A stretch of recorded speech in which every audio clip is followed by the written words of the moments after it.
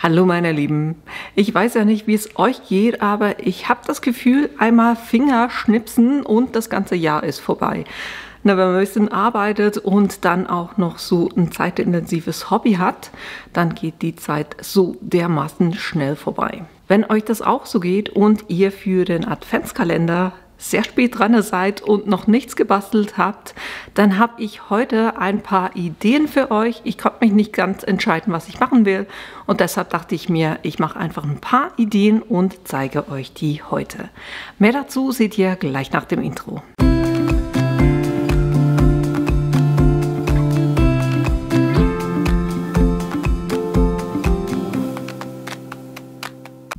Die erste Idee ist wirklich eine sehr schnelle Idee, und zwar habe ich hier so Jutebeutel. Die habe ich gestern in Stuttgart an der Messe gekauft von VBS. Die findet ihr garantiert auch im Online-Shop. Da sind 25 Stück drin und ich dachte, ich mache hier einfach eine Ziffer drauf und dann könntet ihr da eben 24 Ziffern drauf machen.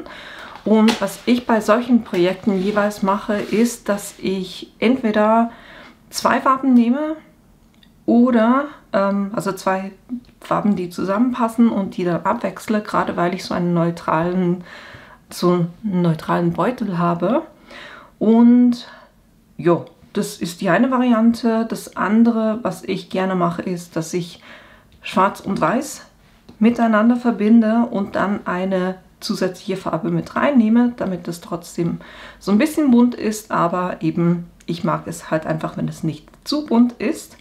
Das ist die weitere Variante. Oder was ich auch gerne mache, ist, dass ich drei Farben nehme, die zusammenpassen.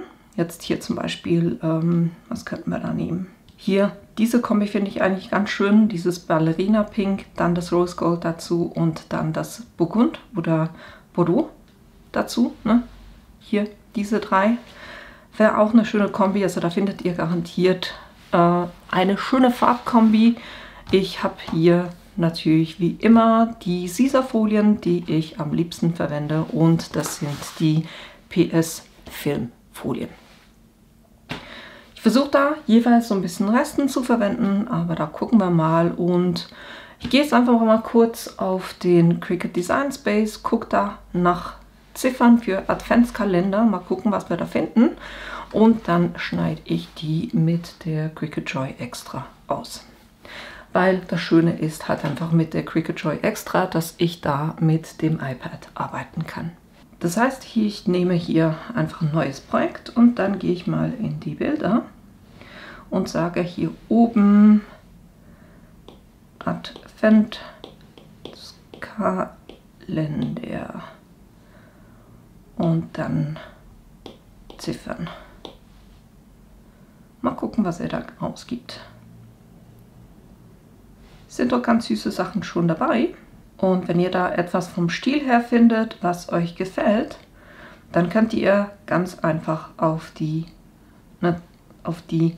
Designerin drauf gehen oder drauf tippen und könnt ihr noch gucken, ob es irgendetwas anderes hat, was euch gefällt. Ich finde jetzt ganz ehrlich gesagt diese Kombination hier super. Die heißt Adventskalender. Sage ich zum Arbeitsbereich hinzufügen. Die finde ich sogar noch cooler. Sorry, ich nehme die. Gut. Sage ich anzeigen. Jetzt habe ich natürlich zwei. Und mal gucken. Die lösche ich kurz wieder, weil die will ich nicht. Ich finde die hier extrem cool. Jetzt ist es alles auf einer Ebene. Wenn ich da Resten verwenden will und alle Zahlen einzeln machen will, können wir kurz gucken, ob wir das zerlegen können. Nee, können wir nicht. Die einzige Möglichkeit, die ich hier habe, ist, dass ich einfach sage Kontur, dann quasi sage alles ausblenden und dann nur eine Ziffer nehme. Ich nehme jetzt hier kurz eine Beispielziffer, und zwar finde ich die, nehmen wir die 9, die finde ich extrem cool. Blende hier die 20 wieder aus, dann, ihr seht es sonst auch hier unten, das ist neu, das habe ich bis jetzt noch gar nicht gesehen, finde ich super. Und ich habe so das Gefühl, da gibt es noch mehr dazu, genau. Wir können auch zoomen. Ich finde es super. Also ich finde heute gerade so ein paar Neuigkeiten, die ich wirklich genial finde, weil vorher war hier ein Zoom nicht möglich. Das ist jetzt möglich. Das heißt, ich kann hier noch auf die zusätzlichen Elemente drauf tippen, erwische die auch wunderbar und dann kann ich sagen fertig und so habe ich hier meine Ziffer. Wenn ihr die Größe anpasst, dann würde ich das machen, bevor ich das zerlege, dass ihr beim Ganzen dann guckt, wie groß die Ziffern sein sollen. Muss ich hier kurz gucken, wie viel Platz ich überhaupt habe. Da würde ich jetzt von der Breite her 6 cm Maximum und dann von der Höhe her 8 cm, weil wir wollen das Ganze ja dann auch noch zusammenziehen und dann verformt sich das Ganze so ein bisschen. Also kann ich hier sagen, bei Bearbeiten, was hatte ich jetzt gesagt, 9, ne? Ja, sagen wir 9 cm. Dann können wir gucken, wie breit das ist. 5,28 reicht wunderbar. Ihr müsstet das natürlich dann bei jeder Ziffer angucken, dass ihr, auch wenn es 2 Ziffern dann nebeneinander hat, dass es dann passt, ne, dass ihr genug Platz habt. Aber für mich ist jetzt mal ein Beispiel, deshalb gehe ich mit diesen 9 cm mal 5,28 cm. Jetzt ist das Ganze eine Aufbügelfolie, deshalb muss ich spiegeln. Ich habe mir das einfach angewöhnt, dass ich hier schon spiegle. Ihr könnt es natürlich auch nachher beim Ausführen machen, aber wie gesagt, ich spiegel das hier jeweils schon, damit ich das dann nicht vergesse. Wie gesagt, ich mache einfach ein Beispiel, da könntet ihr dann die ganzen 29 Ziffern machen. Muss ich noch kurz meine Cricut Joy nehmen und die einstecken. Und wenn ich sage Cricut Joy, dann meine ich in meinem Fall Cricut Joy Extra. Ich habe mich noch nicht so ganz dran gewöhnt, dass ich das extra noch erwähnen muss. Brauchen wir die Matte.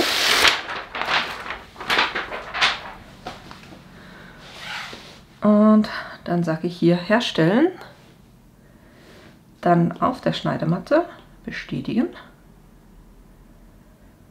Dann weiter. Respektive, ich gucke mir kurz an, wie groß die Folie sein soll oder muss, die ich brauche.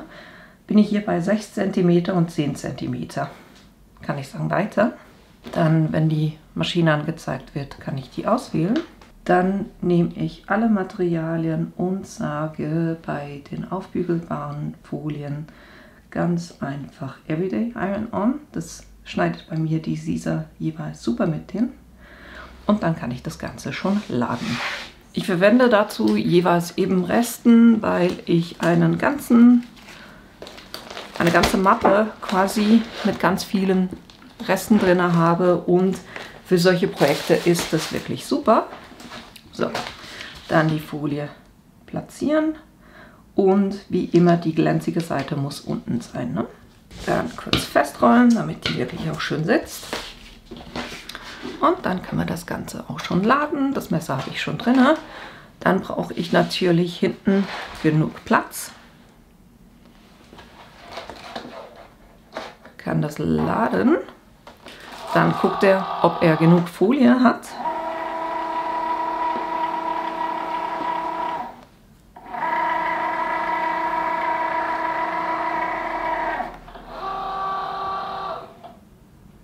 Und dann kann ich hier auch schon lossagen.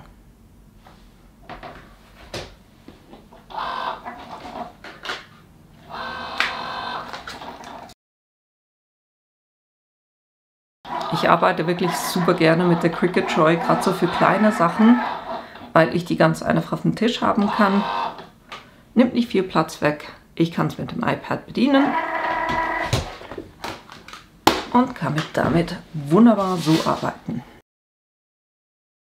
Wenn ich jetzt noch Teile habe, die ich für was anderes verwenden kann, schneide ich die noch weg. Respektive, ich mache es nicht nur mit solchen Teilen, sondern es geht auch fürs Entgittern ein bisschen einfacher, wenn ihr jetzt nicht zu viel ringsherum habt. Und dann kann ich das Ganze entgittern.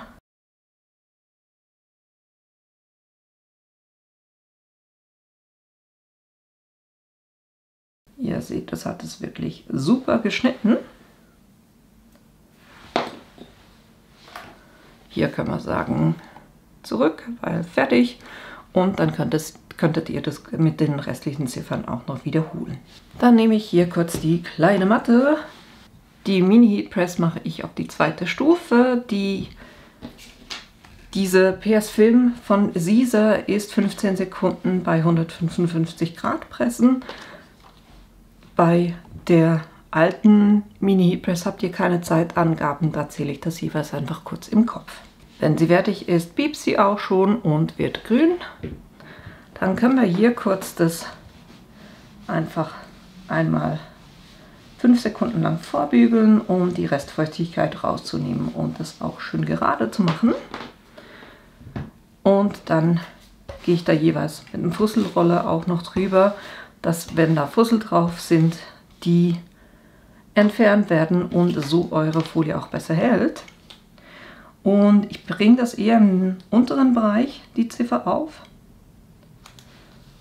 weil wir eben dann hier oben zusammenziehen. Geht ein bisschen einfacher. Und dann kann ich hier eben für 15 Sekunden da drauf gehen. Ich habe es mir bei so Jutebeuteln angewöhnt, dass ich nicht so lange an einer Stelle bleibe. Ganz einfach, weil sich sonst die Jute manchmal so ein bisschen verfärbt. Gucken wir mal, ob das schon hält. Noch nicht ganz, war ich noch zu schnell. Das könnt ihr ganz einfach testen, wenn ihr das einmal kurz versucht, ganz vorsichtig anzuheben. Und ja, wenn sich die Folie quasi mitlöst, dann war das noch zu wenig lange.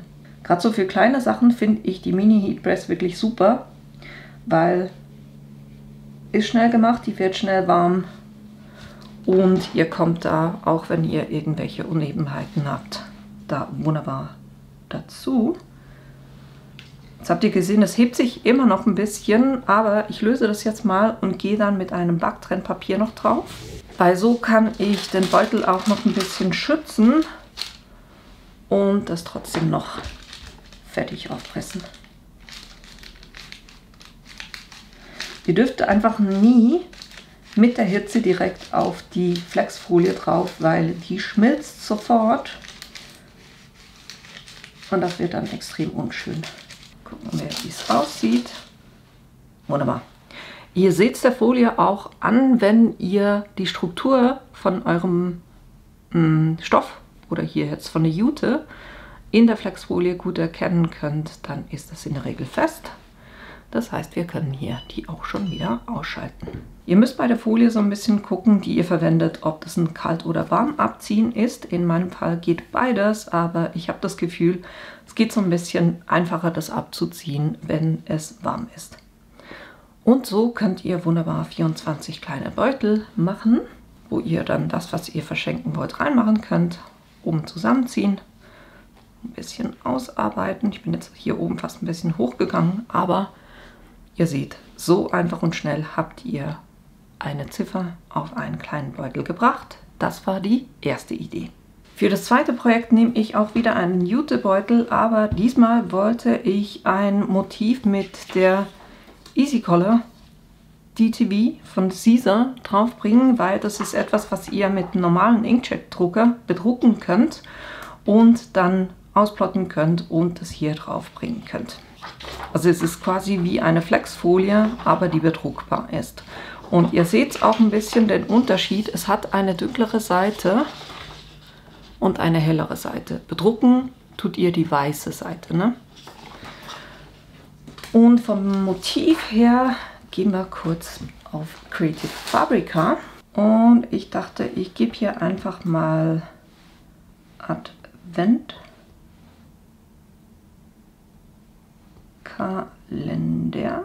ein und suche mir mal raus, ob ich da was finde, was ich cool finde von den Motiven her. Ich habe auch schon einen gefunden. Ich finde den super witzig, das heißt herunterladen. Dann kann ich das jeweils so machen, dass ich hier einfach auf den Zip-Folder drauf gehe und dann wird der geöffnet. Und dann kann ich die PNG-Files nehmen Dann habe ich diese Files einzeln. Ich suche mir nachher einfach ein paar raus, die ich da drauf nehme. Weil wenn ich mit dem iPad arbeite, arbeite ich eigentlich super gerne mit Canva, weil ich habe ein Abo da und ich kann meine eigenen Seitengrößen erstellen. Sage ich Design erstellen und dann will ich benutzerdefinierte Größe und kann sagen Zentimeter und A5. Benenne das auch gleich so, hat auch schon was zur Auswahl, kann das nehmen. Und so habe ich eine A5 Seite und kann jetzt bei den Uploads Dateien hochladen und da die Dateien auswählen. Ich habe das Gefühl, auf einer A5 Seite müssten 4 Stück gehen. Das heißt, ich wähle hier 4 Stück aus. Ich habe jetzt 4, sage öffnen. Nee, waren nur 3. Moment, wir brauchen noch einen. Jetzt habe ich 4 heruntergeladen und kann da einfach drauf tippen. Dann werden die auf meinem Canvas angezeigt. Und dann kann ich die in der Größe noch ein bisschen verändern. Gehe hier auf Position und sage, das Verhältnis will ich beibehalten. Ich gehe bei der Höhe mal auf, nehme 8 cm.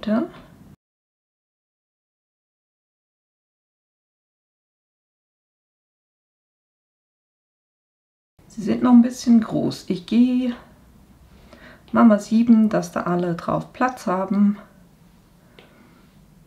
Ich möchte hier einfach gerne eine A5-Seite verwenden. Das macht ihr dann einfach genauso groß, wie ihr das braucht. Warum ich das jetzt hier auf Canva mache und nicht auf dem Cricut Design Space, ist ganz einfach deshalb, weil ich die von Hand ausschneiden will. Ich will euch zeigen, das könnt ihr natürlich auch machen, wenn ihr keinen Plotter habt. Deshalb gucke ich einfach, dass ich hier ringsherum genug Platz habe, dass ich das dann auch entsprechend schneiden kann von Hand.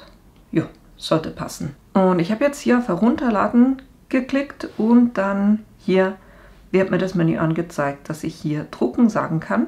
Und ich habe hier meinen OfficeJet Printer und kann sagen, von der Qualität her hätte ich das gerne auf optimal.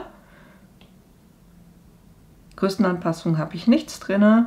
Und so gebe ich jetzt das Papier in den Drucker rein. Bei mir ist es immer so, dass ich das so eingeben muss und er da drauf dann druckt. Das heißt, die weiße Seite muss bei mir unten liegen. Das gebe ich kurz in den Drucker rein und dann sage ich hier drucken. So, der hat das hier wunderbar ausgedruckt.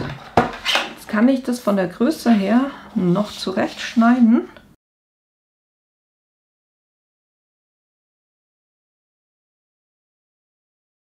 Ihr könnt die natürlich eben auch mit dem Plotter schneiden, aber ich wollte euch zeigen, dass das auch ohne geht. Solche Streifen bewahre ich immer auf, sogar in der Größe, weil da kann ich wunderbar mit dem Printmaker,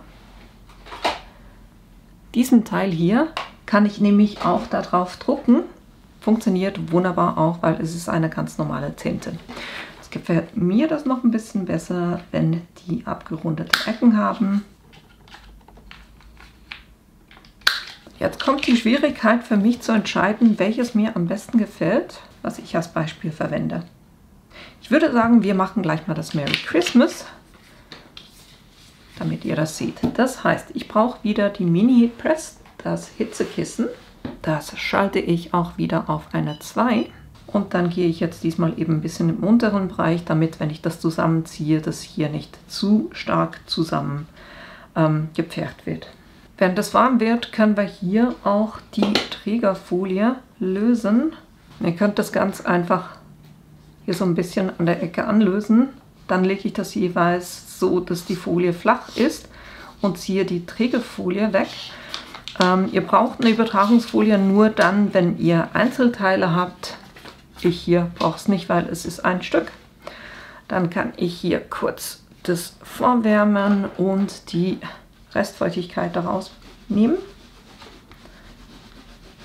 und auch so ein bisschen glätten. Dann natürlich auch kurz Fussel entfernen. Und dann können wir das hier schon drauflegen, da wo ihr das haben wollt. Das wird bei mir in dem Bereich sein. Und da das eine Flexfolie ist, müssen wir hier natürlich die schützen, um das aufzutragen. Und da gehe ich eben auch wieder mit einem Backtrennpapier drauf. Jetzt gucken, dass das nicht verschoben wurde.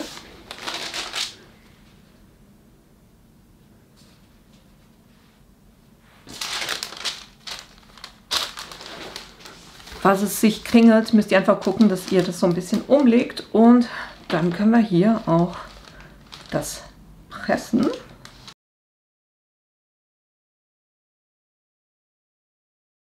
Ich mache das auch hier wieder nach Gespür. Das heißt, ich gucke mir an, wo ich die Struktur vom Jutebeutel sehe. Und wo ich das noch nicht sehe, gehe ich noch ein bisschen stärker drauf. Und so könnt ihr wunderbar auch diese kleinen Jutebeutel beschmücken mit eben Motiven und Ziffern. Findet ihr super viele Beispiele bei Creative Fabrica und eben, ich habe es jetzt hier wirklich von Hand ausgeschnitten. Ihr könnt das auch mit dem Plotter machen, aber beispielhaft. So habt ihr wirklich schnell einen super hübschen Adventsbeutel gemacht und so seid ihr eigentlich auch schnell, dass ihr 24 Stück damit machen könnt. Das war das zweite Beispiel. Für das nächste Beispiel habe ich nochmal den Jutebeutel. Das ist dieses Mal auch das letzte Mal. Und da habe ich mir gedacht, ich mache Buttons drauf, weil wenn ich da Buttons drauf mache, dann kann ich die wieder entfernen und den Beutel danach für etwas anderes verwenden. Und zwar werde ich hier die 5,8er Pins nehmen und da brauche ich einen Kreis von 7 cm, um das dann auszuschneiden, damit sich das Papier unter den Button legt. Das heißt, wir müssen uns zuerst kurz das Design angucken. Da arbeite ich wieder mit den Wichteln. Ich habe mir einfach eine neue Seite angelegt. Das könnt ihr hier unten machen, wenn ihr sagt, Seite hinzufügen. Und dann habe ich mir einerseits einen großen Kreis gemacht. Das heißt, ich bin hier ganz einfach über die Elemente und habe hier einen Kreis eingefügt und dem dann gesagt, er muss, wenn ihr hier drauf geht, könnt ihr auf Position gehen, wieder Seitenverhältnis beibehalten und der Kreis für die großen Button muss eben 7 cm sein. Dann kann ich sagen, okay. Das Schöne bei Canva ist, dass ihr die Farben, die eure Elemente enthalten, dass ihr die übernehmen könnt. Wenn ihr hier auf Farbe geht, zeigt er euch schon an, welche Elemente welche Farben enthalten und deshalb am besten dazu passen könnten. Das habe ich so gemacht, den hier hingelegt und dann habe ich auch gleich gesagt duplizieren und habe dem Kreis dann die Farbe Weiß gegeben, einfach damit ich das besser sehe. Und habe dem gesagt, er soll 5,8 cm sein, weil das ist die Größe vom Button, wo man nachher das Motiv sehen wird. Da habe ich das ganz einfach schön in die Mitte von dem anderen Kreis gelegt. Das sind die beiden Sachen, die ich hier gemacht habe. Das ist das, was ihr hier schon seht. Ich lösche das kurz, weil sonst wird es hier ein bisschen voll. Und das ist der äußere Kreis und der innere Kreis. Und dann habe ich ganz einfach von den Motiven her, die wir vorhin schon verwendet haben, habe ich hier das Paket genommen und habe das hier draufgelegt. Und dann, wenn ihr draufklickt, habt ihr hier die Größe. Dann könnt ihr in den Ecken das so ziehen und verschieben, dass ihr dann die Größe habt, was in diesem inneren Kreis Platz hat. Bei Drucken tut ihr das Ganze, aber jetzt hier den weißen habe ich nur, damit ich sehe, was sehe ich nachher schlussendlich auf dem Button. Das heißt, das kann ich wieder löschen. Upsi, das war das Falsche. Das heißt, diesen Kreis hier, den weißen, den kann ich wieder löschen. Dann sieht der Button so aus. Dann könnt ihr eben immer noch gucken, gefällt euch die Farbe als Hintergrund? Wollt ihr da lieber etwas anders haben? Ne, man könnte rosa nehmen, so ein orange-rosa. Ich fand das vorhin eigentlich gar nicht mal so schlecht.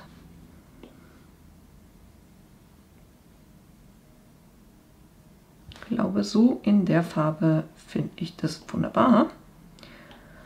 Und so habe ich jetzt auch wieder eine A5-Seite gefüllt, die ich jetzt ausdrucken werde. Und zwar nehme ich da so ein 180 Gramm Papier, habe ich gemerkt, funktioniert das. Also 180 bis 200 Gramm Papier funktioniert eigentlich gut mit den Buttons.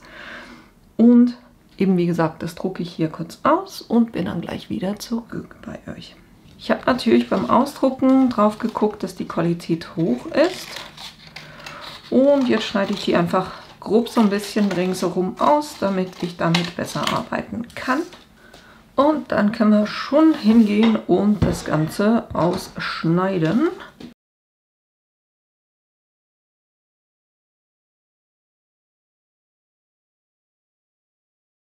Zwar hier nicht so genau, aber das wird es dann um die Kanten vom Button legen, von dem her ist das nicht so schlimm. Ich werde jetzt diese beiden nehmen als Beispiel und merke aber, dass mir da noch ein bisschen was drauf fehlt.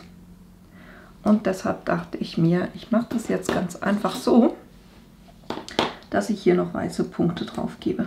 Den habe ich mir auch gestern gekauft. Das ist von Edding ein 0,8er Stift. Ich muss mal kurz ein bisschen pumpen, dass da was rauskommt. Upsi, das war dann aber auch genug. Und so kann ich jetzt quasi noch kleine Schneeflocken drauf geben. Das hätte man natürlich auch auf dem Canva machen können. Da ist es mir gar noch nicht so aufgefallen. Deshalb holen wir das jetzt einfach nach. So, jetzt lasse ich die noch kurz ein bisschen trocknen, nicht dass das dann am Plastik, was wir da drauflegen, hängen bleibt. In der Zeit können wir hier auch die Einsätze schon austauschen. Da haben wir das Top.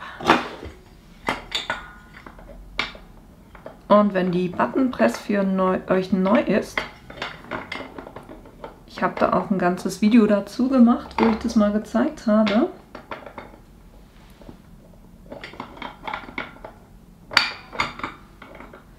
Zuerst auf Position A. Und auch hier muss der Pfeil auf Position A sein. Upsi. Hier Pfeil, Position A. Hier Position A.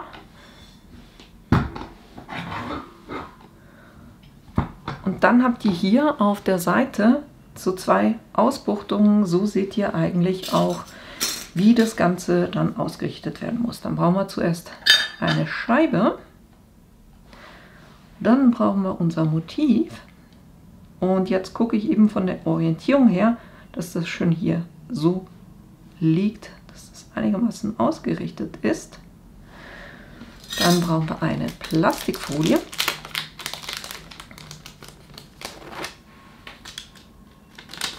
Immer gut gucken, die liegen auch gerne oder bleiben aneinander kleben. So, dann kann ich das hier reingeben und das schon mal pressen.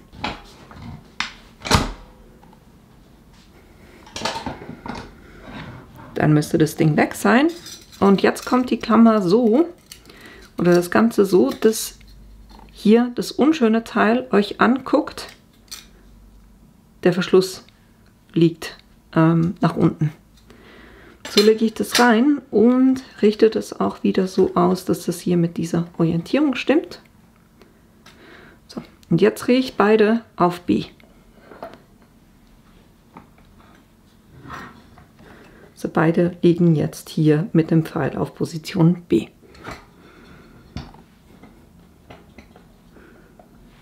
Und dann wieder das Ganze pressen.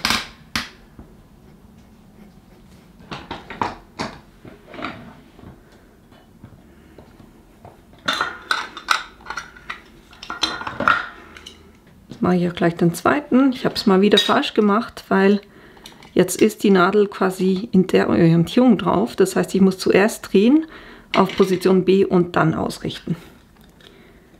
Ich denke jedes Mal, ich kann mich daran erinnern, dass ich es richtig mache, aber irgendwie nicht. Das heißt, hier wieder auf Position A drehen, hier auch. Metall rein, dann euer Bild in der richtigen Orientierung. Plastik drauf. reindrehen und pressen.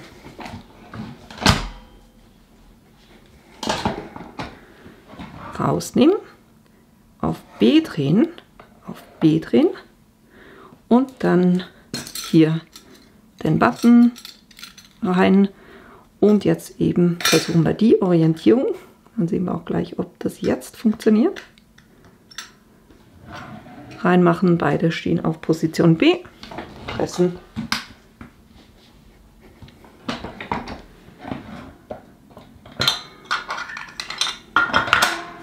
Ja, ist tatsächlich so. Jetzt liegt er schön. Das heißt, zuerst auf Position B drehen und dann auf diese Orientierung achten. Ich mache jetzt nur 2, einfach um euch das zu zeigen. Und ihr seht jetzt auch, diese kleinen weißen Punkte sind super süß drauf. Und so kann ich das jetzt hier auf meinen Beutel drauf machen. Das heißt, wir tun jetzt so, als ob da was drin wäre. Und dann hier meinen Button einfach drauf machen. Schön mittig. Und dann haben wir hier das schön drauf.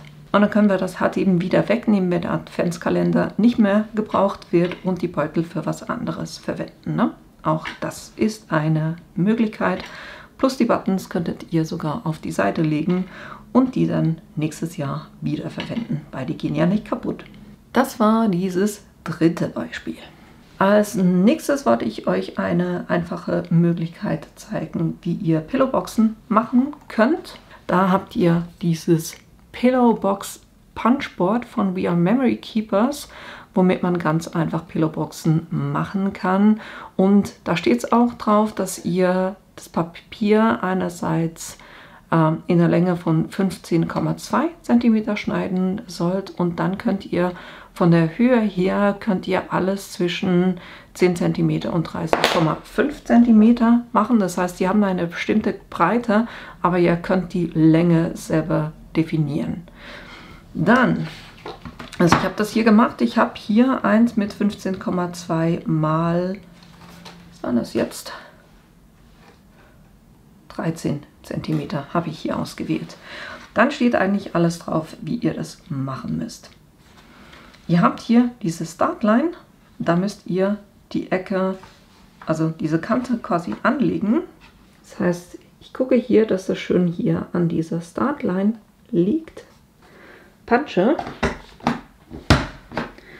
Und dann habe ich hier eine Falzlinie, die ich ziehen muss. Plus natürlich, weil es eine Pillowbox ist, müssen wir auch hier diese Kurve ziehen. Dann müssen wir gucken, dass die Nase hier schön auf dieser Score-Linie liegt. Und diese Rundung geht jetzt wirklich schön hier oben in diese Rundung rein. Also ihr könnt das wirklich schön nach oben schieben, dann wieder punchen und hier diese Scoreline auch wieder ziehen. Und auch hier oben die Kurve nochmal. Und dann auch das wieder nach oben schieben und noch einmal punchen. Dann müssen wir das Papier wenden. Jetzt gehe ich hier mit der Nase schön entlang von dieser Score-Linie. Punche. Ziehe auch hier wieder die Kurve. Dann gehe ich hier wieder in die Wölbung rein, punche wieder und ziehe auch hier oben diese Kurve quasi durch. Und dann müssen wir das Ganze natürlich hier auch nochmal punchen. Dann können wir hier die Falzlinie nachziehen. Ich habe noch eine Curve-Line vergessen. Moment. Diese Curve-Line hier müssen wir natürlich auch machen, damit wir das Papier richtig abschneiden können. So, dann sehe ich jetzt nämlich auch, wo ich das Papier schneiden muss hier.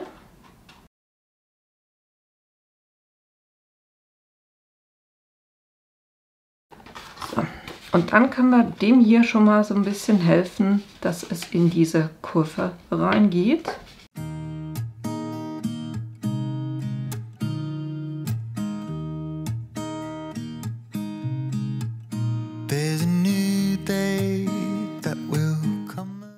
Und jetzt will ich das natürlich nicht komplett schwarz lassen, sondern ich will da so ein bisschen mit Gold arbeiten.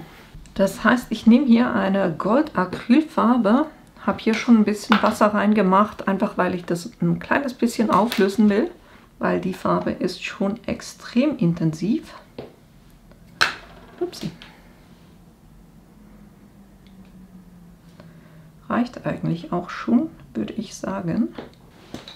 Und dann machen wir hier einfach so ein paar Farbspritzer drauf oder Goldspritzer. So, ich würde sagen, das reicht. So lasse ich das Ganze trocknen. Und wenn ihr euch fragt, was für eine Farbe das ist die von Crayola, die Acryl Metallic Farbe und eben hier in Gold. Während das hier noch trocknet, kann ich ein Heat Embossing machen. Und zwar mit einer Ziffer, nehmen wir hier mal die 5. Mache ich jetzt einfach mal mittig drauf, damit ich genug Platz habe. Dann wie immer pudern, damit da nicht euer Embossing-Puder da haftet, wo es gar nicht haften soll. Dann nehme ich hier die Versamark.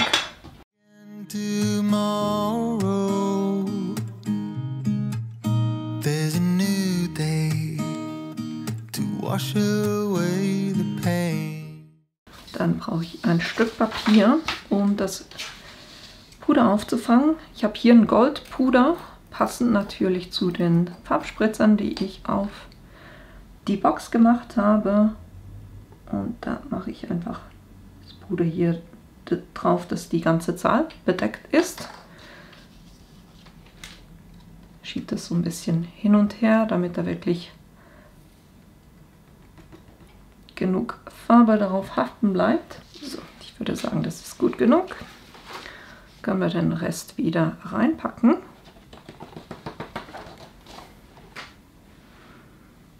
Und verschließen. Und dann kann ich das mit dem Embossing-Föhn erhitzen und dadurch das Puder zum Schmelzen bringen.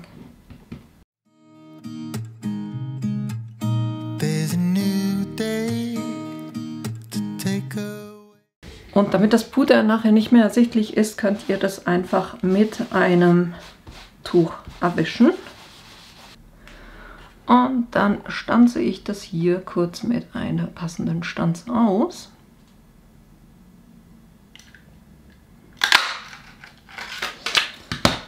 Dann haben wir hier schon die Ziffer für drauf.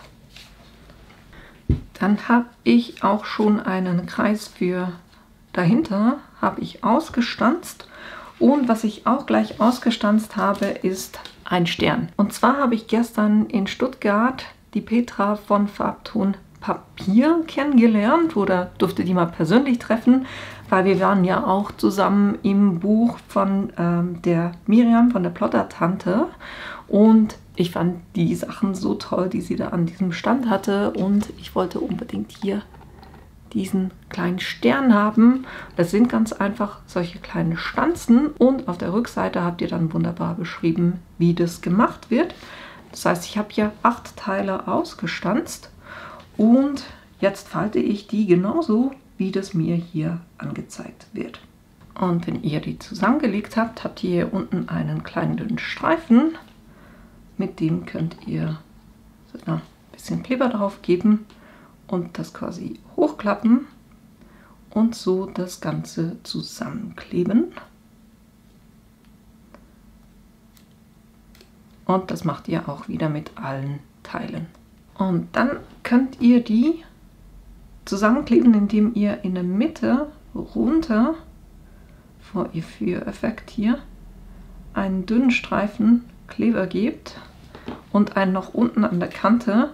Dann nehmt ihr einfach das nächste Element und klebt das schön passend aufeinander, so dass ihr einen Stapel habt, wo alles schön aufeinander liegt. Hier ist es gut, wenn ihr einen Kleber habt, der eben schnell klebt, und wenn ihr so eine feine Tülle habt, mit der ihr arbeiten könnt. Und dann können wir das auch noch mit dem letzten machen, wo wir den ganzen Stern zusammenkleben. Das heißt, ich öffne den und klebe jetzt die beiden Seiten quasi zusammen. Und hier hilft es, wenn ihr eine Pinzette habt, die sich verschließt, wenn ihr loslasst.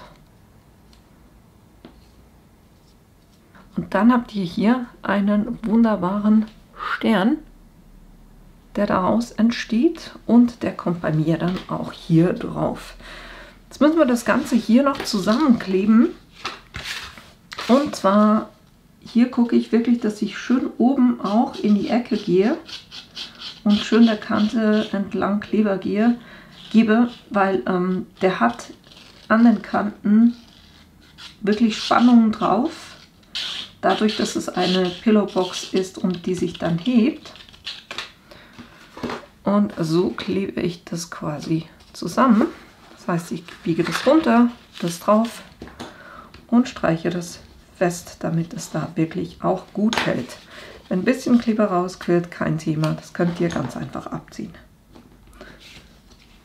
Aber es geht wirklich darum, dass hier gerade oben und unten diese Ecken, dass die wirklich gut festkleben. Und wenn das festgeklebt ist, könnt ihr das wieder so ein bisschen aufbiegen. Das heißt, den Kanten entlang drücke ich da so ein bisschen. Und dann sollte es möglich sein, dass ihr eine Seite runterklappt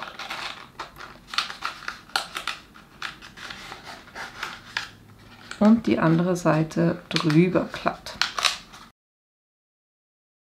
Dann könntet ihr hier das reinmachen, was ihr da reinmachen wollt. Natürlich gucke ich, dass ich auf beiden Seiten die Box gleich falte. Das heißt,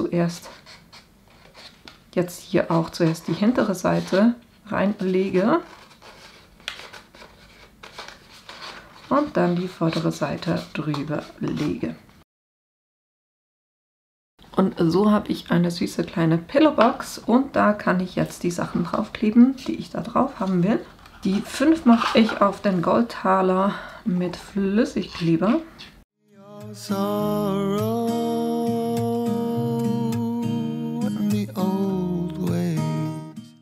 Und den Rest mache ich mit Klebepads, weil ich eben hier schon ziemlich in der Wölbung drin bin, damit das überhaupt hält.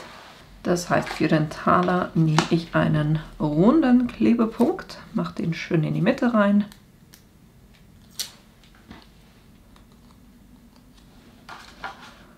Mal gucken, wie ich das haben will. Will ich es so haben oder so? Ne, ich glaube so. Oder? Doch. So.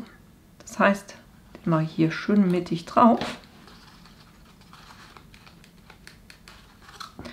Das sollte so halten. Und hier habe ich solche Klebepunkte, die ein bisschen größer sind, aber dadurch habe ich auch mehr Fläche zum Kleben.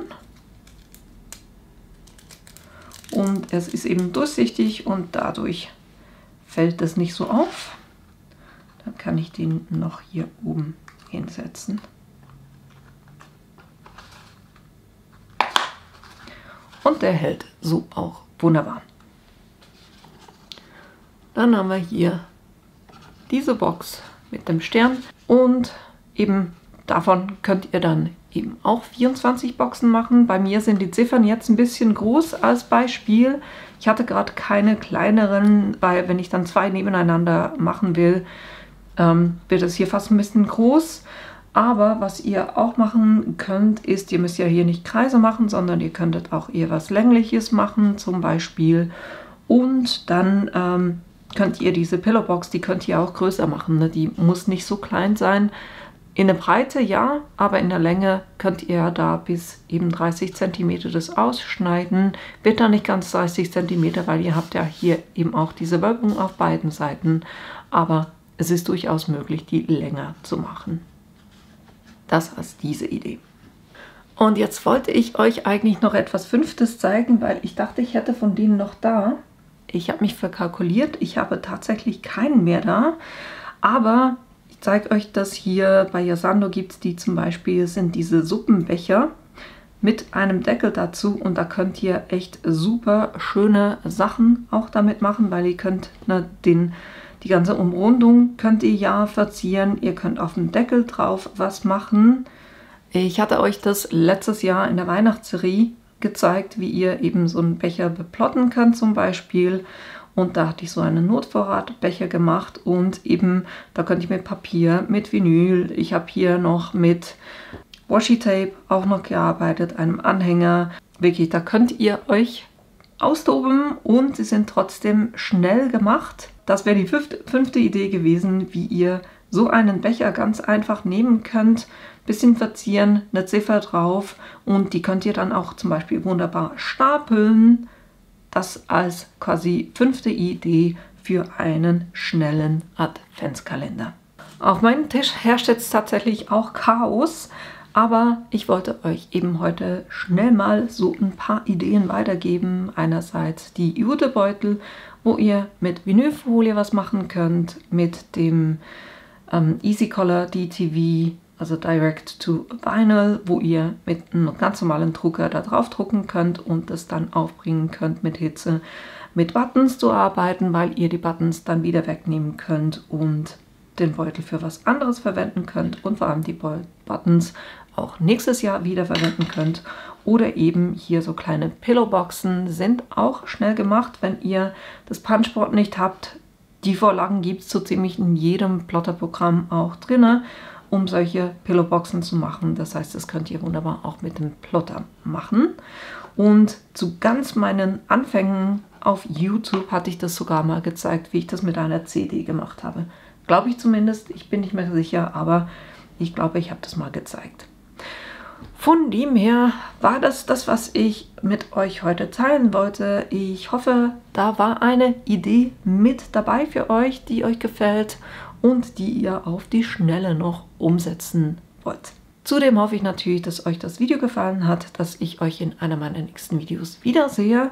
Und das werden in meinem Fall dann ab nächsten Freitag, 1. Dezember, auch schon die Weihnachtsvideos sein, wo ihr dann tatsächlich jeden Tag vom 1. bis zum 24. Dezember ein kleines Video bekommt. Und bis dahin wünsche ich euch noch einen schönen Abend und eine gute Woche. Bis bald!